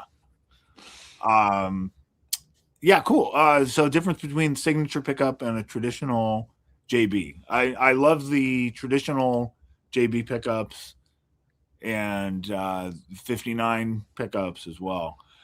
I just I wanted to add a little more crunch to it. So the JB, I think it sounds great for rock. It sounds great for blues, and the same is true of my pickup. But when you run it through a heavy rig with crunchy tone, I think it's just got a slight heaviness that works great. Now, I'm also somebody, I've never liked active pickups, and active pickups are very popular in heavy music and thrash metal. So I wanted my pickup to compete with the active pickups. So I would say it's a little closer to an active pickup than a traditional JB, but without being an active pickup. That makes sense. Okay. Shaza Baub. I'm not going to pronounce that, but thank you. Coming in late, may have missed it, Alex. Did you talk about Todd Langer modded gear? Love the show. Thanks, guys. Happy New Year. Hey, welcome. Better late than never. No, I didn't. And if I'm fully honest, I remember the name Todd Langer, but I can't exactly remember the gear. Maybe he modded your Marshall. Maybe he did. Yeah, because I don't remember the names. I don't remember who modded my amps. That could be because I Could be a couple of times I did have these amps modded. Somebody had to do it. I talked about this earlier when I was just starting out, Metallica, pre new metal, Marshalls needed to be modded. You had to find an amp guy, and it's so long ago. I just haven't thought about that name in a while, but that's probably one of the guys that modified one of my amps. Could be. It's interesting because I'm reading that he was located in the Bay Area. Oh, yeah. So it's very possible. Okay. I probably went to him at one point. I'm sorry, I don't have a more clear answer. That. Yeah, they actually call the mod. They call it the Bay Area Thrash mod. Oh, interesting. Yeah, it's super gainy.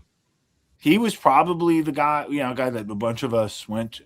I mean, there were a few folks around who would be, that many of us would bring our instruments to for various reasons.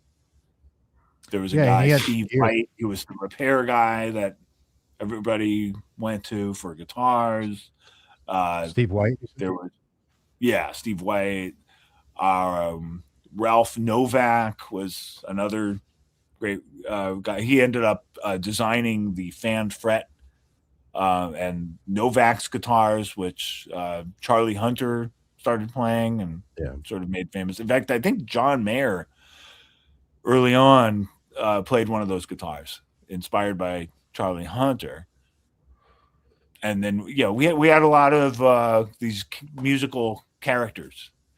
Fat Dog was another guy, and he was owned a used guitar shop that's still around called Subway Guitars. All guitars made from parts, but that were generally cheaper than average. Right. And he was I remember them. Yeah. So we had a lot of interesting folks around the Bay Area. And then Joe Satriani, who was like our resident virtuoso. Right. A happening scene, that's for sure. Yeah, it's just amazing to think about it now. Yeah, that's so cool. Got a few more questions. Randy Dobson Guitar. Hey, guys. Hope you had a good New Year's. Thank you. Hope you too. Alex, what's the best advice for someone that's always played rock-type stuff trying to pick up some jazz? Oh, that's a good question. Well, for one thing, I think listening-wise, it's good to listen to some jazz rock. There's a lot of great jazz rock. Whether it's Al Di Meola with Return to Forever or his own records, or McLaughlin, the early Mahavishnu stuff, or Tony Williams' Lifetime with Alan Holdsworth, and before him, McLaughlin. But also go to the early guys. I think one problem that some guitar players have when they try to learn jazz, they try to start with the most challenging stuff. So you could take a jazz tune that's been done a million times, like All the Things You Are or Autumn Leaves, and the way John Scofield plays it, or the way Pat Metheny plays it, is going to be way over your head.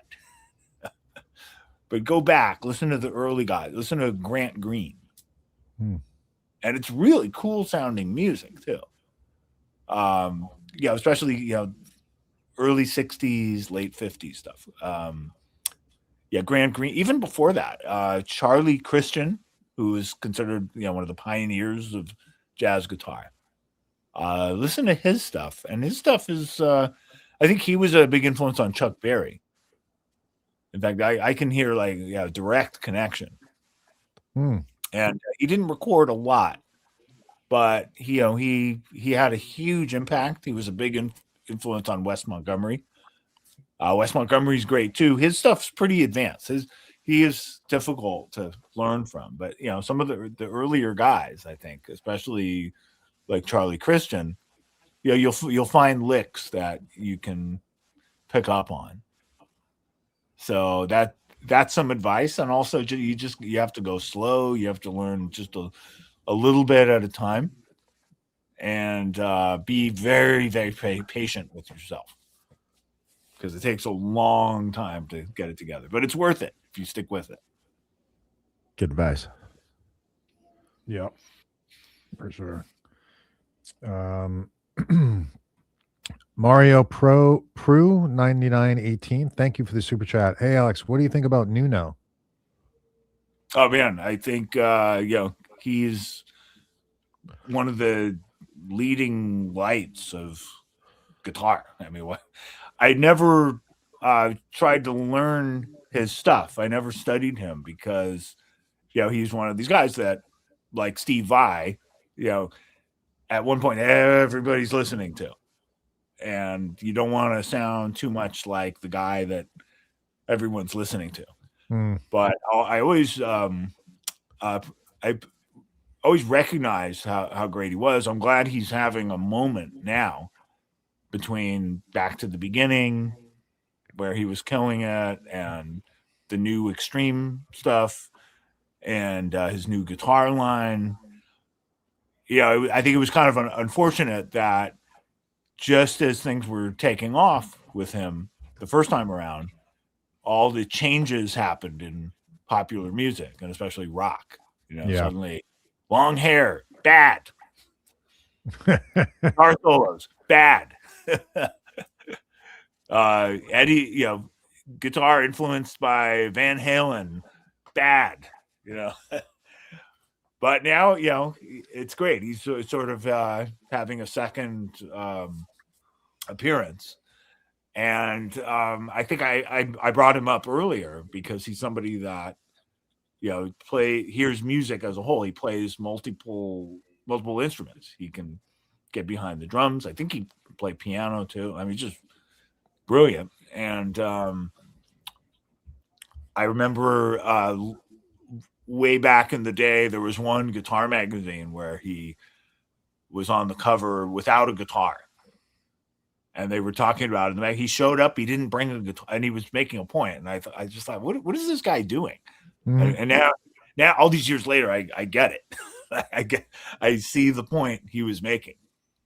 He sees music first. He happens to be ridiculously good on this instrument, but it's really not about that for him. And like a lot of the best players, I think Van Halen talked about this too. He's like, okay, he got a little obsessed with it, but he didn't need to play guitar. He was happy, playing piano. But with guitar, it was just this avenue of expression, and it was part of everything he did. Whether it was keyboards or hearing the rhythms, he was. It was never, the goal was never just to be this guitarist. It was really just to be a musician. Yeah, for sure. Yeah. In the process of being a musician, he became a great guitarist. I think that's true of Nuno as well. Awesome. Rummy, thanks again. Alex, did you come into your own as a writer on the Electric Crown? Can you tell us about the title track and solo? Oh, that's a cool question. Yeah, I think so. I felt like on that record, this is the early 90s, and there was some openness to coming up with a chorus that was very singable. So I don't think I wrote the words. I think Chuck wrote the words, but the vocal pattern, that was one where I played and I had this vocal melody and came up with the chords, and it just really worked as a song. And then as far as the solo, yeah, I think that was one of the first solos where I started just capturing really what I was hearing. I wasn't as concerned with what my hands were doing. And I think I might have read somewhere that it's solos should be singable, and they can't all be singable. But at that point I realized that a lot of my favorite guitar solo parts, you could hum them. So on that one, I remember thinking, okay, I was really going for ideas that I could hum, but in between sneaking in these kind of exciting, fast flourishes. So it was definitely an example where I think one of the first where I really crafted the solo, but also I never liked solos that sound too crafted. So I tend to compose them and then forget about them somewhat when I'm tracking and just see where it goes. Because my favorite solos have a sense of spontaneity. And I think you can hear it when it's just too planned out and too perfect, at least for me. Right. I planned out some of it, but it's always a combination of composition and improvisation. That's awesome. And I think this is our last super chat question for the night. Bill, you get the last question. Alex, how did you come up with the Signs of Chaos? Signs of Chaos. So Signs of Chaos is the intro to the Ritual album. And it's just playing over a drone. And it's just these guitar licks. And it's a good question. I mean, I'm trying to think what my influences were at that time. I was definitely listening to a lot of Alan Holdsworth. And many guitar players in rock like Alan Holdsworth. Van Halen introduced a lot of us to Alan Holdsworth. He would sing his praises, and even somebody like Zakk Wylde, who does not sound like Holdsworth influence, he talks about him as well. So I was listening to him a lot, and now that I think about it too, one of the reasons I got so heavily into him, I had played with Stuart Hamm for the first time. This is my first gig outside of rock, outside of heavy metal, I should say. And I should acknowledge what an impact that had on me, as well as, all the other things I mentioned, discovering Miles Davis and all these earlier guitar players that I started developing a taste for. When the band took a break before the recording of The Ritual, and Stu Hamm needed a guitar player, and he auditioned a bunch of guys. I made the audition. It felt like a miracle, but he said one of the things he liked about my playing was I didn't try to play the same solo that Alan Holdsworth had played on his record.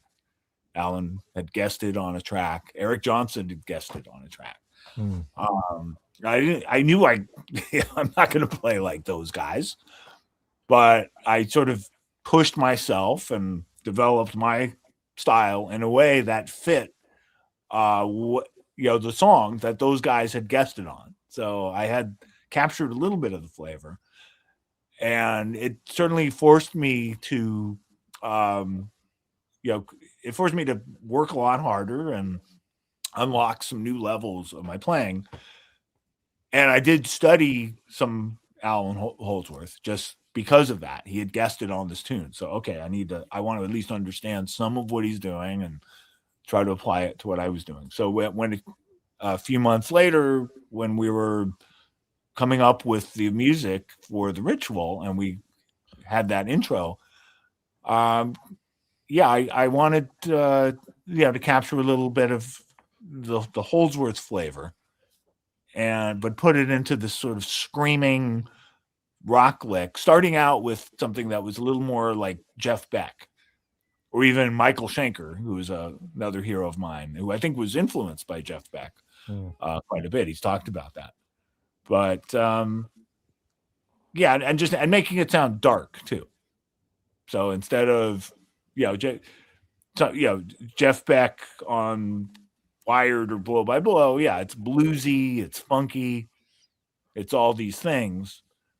But with the ritual, I sort of took his influence and Holdsworth influence, but made it dark. It's like, okay, it's got this low drone. I tried to make the notes sound like they would fit in that sort of dark flavor that we'd established with the thrash metal genre.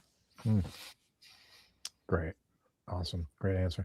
All right. Last question for the night, guys. David Mark, longtime watcher and Friedman amp buyer. Thanks, Mario. Awesome. Mr. Alex, are you going to NAMM this year? Yes, he said he was. And what booth?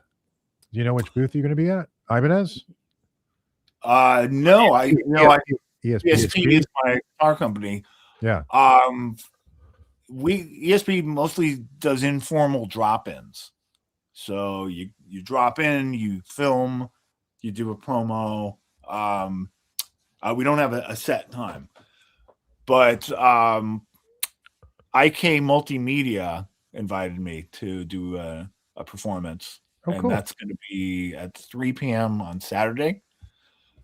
And I just got a message from Orange, who I've been using a bit. I mentioned that Tour Baby. Yeah, I'm using. They talked about having me come and do a signing and maybe film some content. And that is going to be Friday, I believe at 2. So, cool. And at some point I'll stop at Seymour Duncan. We don't have the exact time yet. I'll certainly be passing through. And other than that, I'm also playing the Marriott stage on Friday night at 11 p.m. with the Alex Skolnick Trio and Chad Wackerman subbing on drums. I will be there. Awesome. I'm staying there, so that's easy. Oh, awesome. Well, that's convenient. Yeah, that is very good. Convenient. And I'll be stopping by you guys' booth for sure. Yeah, absolutely. Cool. I look forward to meeting you in person. Yeah. Thank you so much for coming on the show, Alex. My pleasure. I can't thank you enough. It's a pleasure meeting you and hearing all about your career and your life. Sorry, I was a little out of it today, but I'm sick, so bear with me. I hope you feel better, Dave. It's going around. Sure I will. I haven't been sick in like a year and a half, probably at least. Yeah. So it's been a long time. Well, rest up. You got a big month coming up. I know. Glad I got sick now. Yeah. Get the. It's much better now than later. Than at NAMM. Yeah, that would be bad. Or even after NAMM. I was okay, but that's still after. We've all been through that. Yeah, I know. I was just talking to my wife about that. I'm like, bring the get your flu shot. Yeah, the flu shot. Yeah. Bring some steroids. But anyway, Alex, thanks so much for coming on. I really appreciate it. And thanks, Gabe. Good to meet. Good to meet. We'll see you at NAMM. I'll see you out there. Yeah. Awesome. Yeah. And then in February, if you feel like grabbing some dinner with me and Alex when you're in Fort Lauderdale. Yeah, we can work something out. So that would be great. Yeah, let's make that happen. Awesome. Cool. We'll do. All right. Well, everybody have a great weekend. Enjoy the weekend, guys. Thanks, everybody.